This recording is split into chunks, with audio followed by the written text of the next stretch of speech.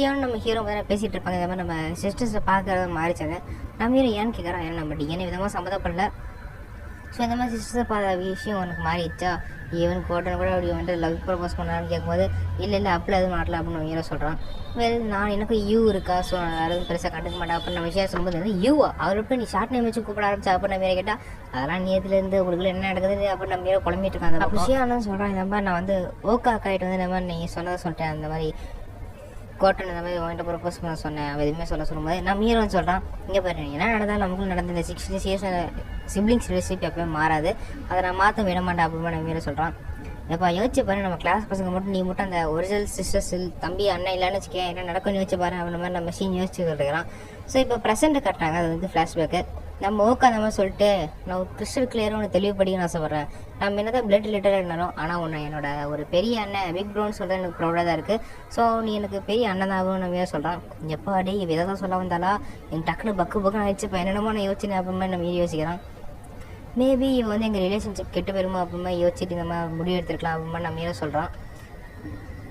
ஆமாம் இவன் எங்களுக்கு இருக்கிற அந்த ட்வின்ஸ் ரிலேஷன்ஷிப் கெட்டு போயிருமோ அப்படிங்கிற ஒரு பதத்தட்டில் இந்த மாதிரி பேசியிருக்கலாம் அப்படின்னு நான் வீடியோ யோசிக்கிறேன். அப்போ இன்னொரு பக்கம் ஓக்கா போயிட்டு இந்த மாதிரி இதை விட கிரிஞ்சாக என் வாழ்க்கையில் நடந்தது இல்லையப்பா அப்படின்னு ஒரு மாதிரி நினச்சிட்டு போகிறா.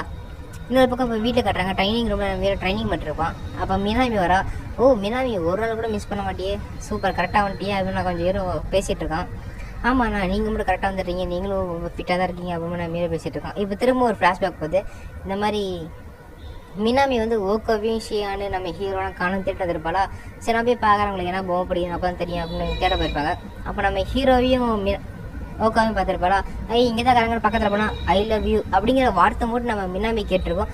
ஸோ அது கேட்டோடனே அப்படி ரிட்டன் பேக் எடுத்து வந்துடுவா. ஐயோ இது எப்படி நான் இப்போ அன்னைக்கு கேட்குறது, இது எப்படி நான் ஓப்பன் பண்ணுறது அப்படின்னு யோசிச்சிருக்கா. இது எப்படி ஓப்பன் பண்ணுறது, சப்போஸ் நான் தப்பாக கேட்டேன்னா ஒரு உண்மையாக தான் என்ன நடக்கிறது அப்படின்னு யோசிச்சிருக்கா.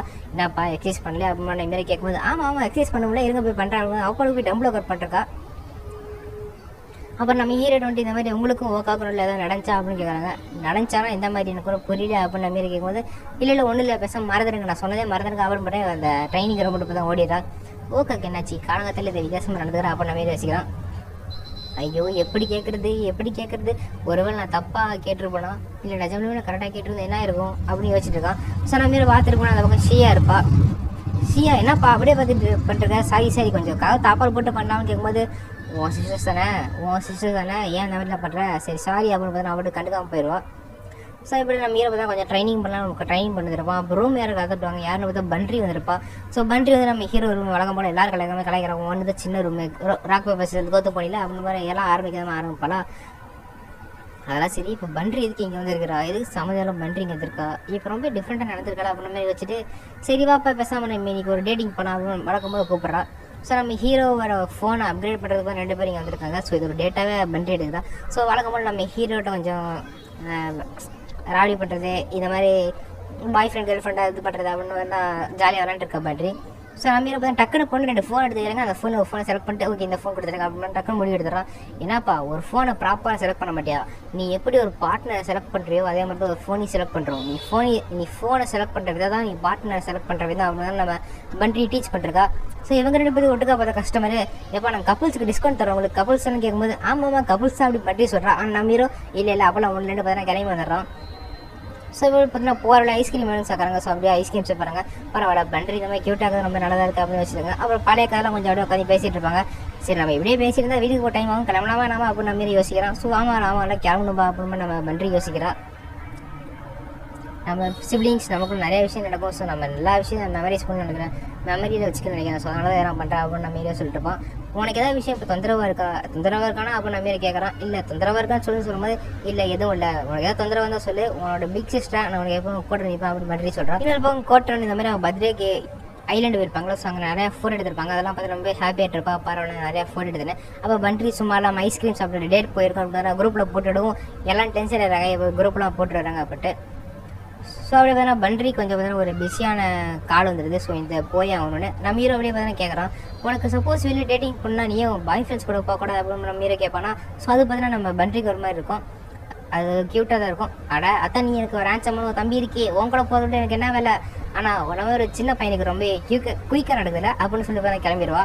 ஸோ அப்படியே பார்த்தீங்கன்னா மினாமிக்கு ஃபோன் பண்ணிட்டு எப்போ என்னால் இது கண்டுபிடிக்க முடியலப்பா, அது பெருசாக நடந்தாமல் தெரில அப்படின்னு பண்றி சொல்லுவா. சரி ஓகே அப்படின்னு வச்சிருவா. என்னென்னு பார்த்தா மினாமி தான் நம்ம பண்ரிகிட்ட சொல்லியிருப்பேன், இந்த மாதிரி போய் நீங்கள் என்னென்னு விசாரிங்க அப்படின்ட்டு. ஸோ நம்ம பண்ரியிலுமே பார்த்தீங்கன்னா கண்டுபிடிச்சிருக்க முடியாது, நாங்கள் இது பெருசாக நடக்கல, அதனால தான். ஓ பண்ரியிலே கண்டுபிடிக்க முடியா அப்போ இருந்துச்சு, நான் தப்பாக தான் மிஸ்ஏட் பண்ணியிருப்பேன், நான் தப்பாக அதை மிஸ்ஏட் பண்ணிட்டேன், சாரி அப்படின்னு வேறு ட்ரை பண்ணி மெசேஜ் போட்டுருவா. என்னென்னு பார்த்தா குரூப்பில் போட்டுருவோம் மெசேஜ், அதாவது 5 பேர் சிஸ்டர்ஸ் இருப்பாங்க, அந்த குரூப்பில் போட்டுருவோம் பண்ரிக்கு போகிறதுக்கு வரா. ஐயோ குரூப்பில் போட்டுன்னு யாராவது பார்க்கறதுக்கு டேட் பண்ணி தானே தான் அண்டு பண்ணிடுவா. அப்போ டக்குன்னு ஓகா கதை வந்துட்டு, அப்பா எவ்வளோ தான் குளிப்பேன், நான் குளிக்க வேணாம் கேட்பா. ஒரே செகண்ட் நான் வந்துடுறேன் அப்படின்னு நம்ம வினாய் சொல்லுவா. ஆமாம் ஏன் இவ்வளோ ஸ்வெட் ஆகுதுன்னு கேட்கும்போது கொஞ்சம் மெட்டபாலிசம் ரிப்பேராக இருக்குது, அதனால தான் அவர் நம்ம சொல்கிறான். அப்பாடி மீனாவையும் பார்க்கலடா, நான் டக்குன்னு டேட் பண்ணிட்டேன், யாரும் பார்த்துருக்க மாட்டாங்கன்னு நினைக்கவும் பார்த்தா கோட்டுன்னு பார்த்துருவா. எது லவ் பண்ணி ப்ரொபோஸ் பண்ணாங்களா அப்படின்னு ஷாக்கா.